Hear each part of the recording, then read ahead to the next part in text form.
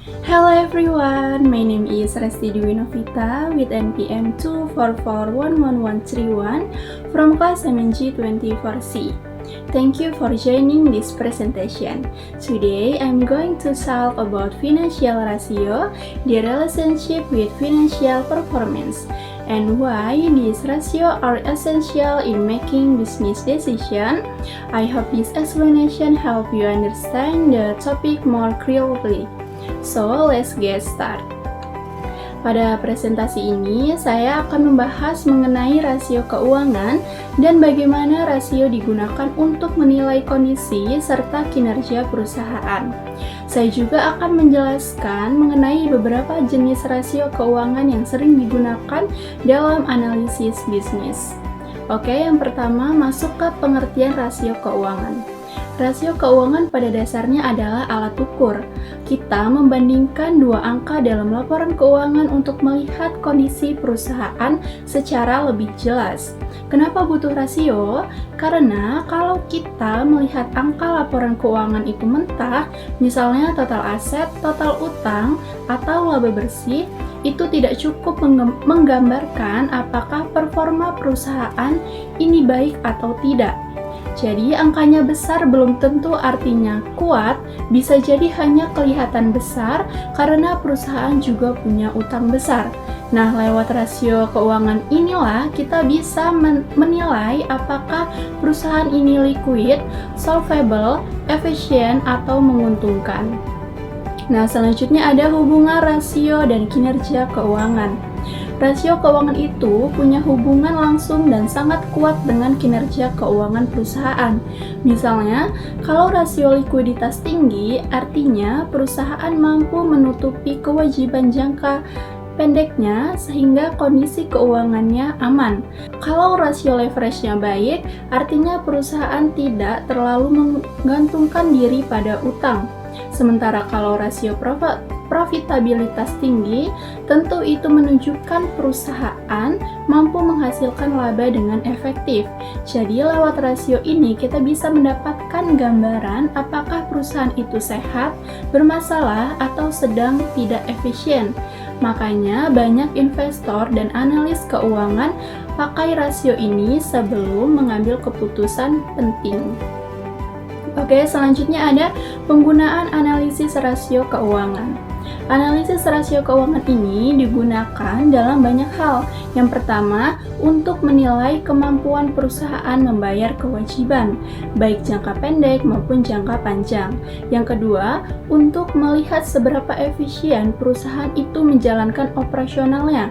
Misalnya, apakah asetnya menghasilkan pendapatan atau malah cuma diam dan tidak produktif.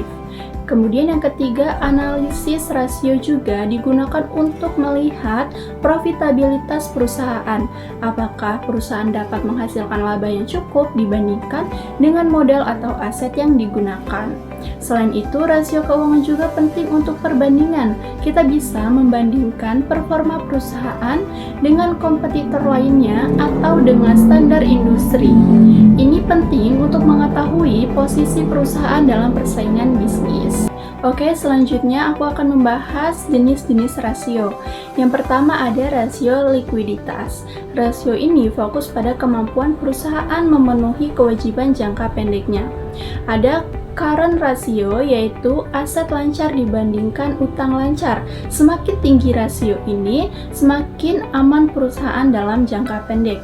Kemudian ada quick ratio, yaitu mirip seperti current ratio, tapi dikurangi persediaan. Jadi ini tuh lebih ketat dan benar-benar melihat kemampuan perusahaan membayar kewajiban tanpa harus menjual stok barang. Dan yang terakhir ada cash ratio, yaitu paling ketat dari semuanya karena hanya menghitung kas dan setara kas.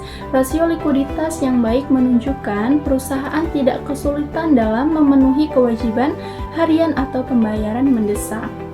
Kemudian ada rasio solvabilitas atau rasio leverage.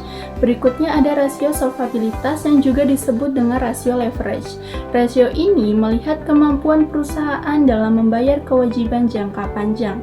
Yang pertama ada debt to equity ratio atau yang disebut dengan DER, yaitu perbandingan antara total utang dan modal sendiri.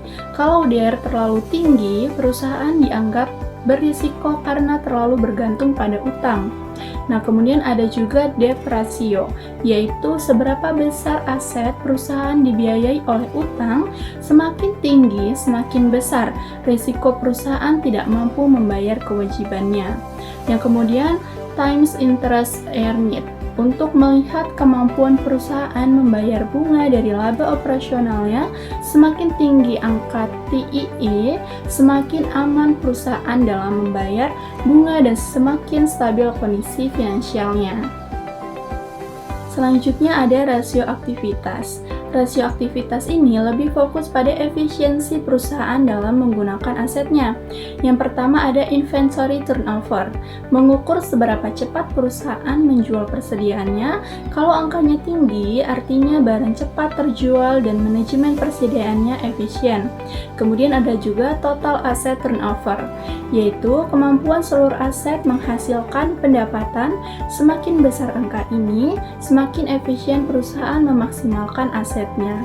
Kemudian yang terakhir ada receivable turnover, yaitu untuk melihat seberapa cepat perusahaan menagih piutang dari pelanggan. Rasio ini penting untuk memastikan arus kas berjalan lancar. Nah, dan yang terakhir adalah rasio profitabilitas. Ini biasanya jadi fokus utama investor karena langsung menunjukkan seberapa besar keuntungan yang dihasilkan perusahaan, yaitu ada net profit margin, yang melihat berapa persen laba bersih yang dihasilkan dari setiap penjualan. Kemudian ada ROA, yaitu seberapa efektif perusahaan menggunakan asetnya untuk menghasilkan laba. Dan kemudian ada ROE, yaitu laba yang dihasilkan dari modal pemilik yang sering menjadi indikator apakah perusahaan layak untuk investasi. Semakin tinggi rasio profitabilitas, semakin baik performa perusahaan dari sisi keuntungan. Okay, and that's the end of my presentation. Thank you for your attention. I hope this explanation help you understand financial ratio more clearly and give you insight into how they are used for evaluate a company financial performance. See you in the next time. Bye.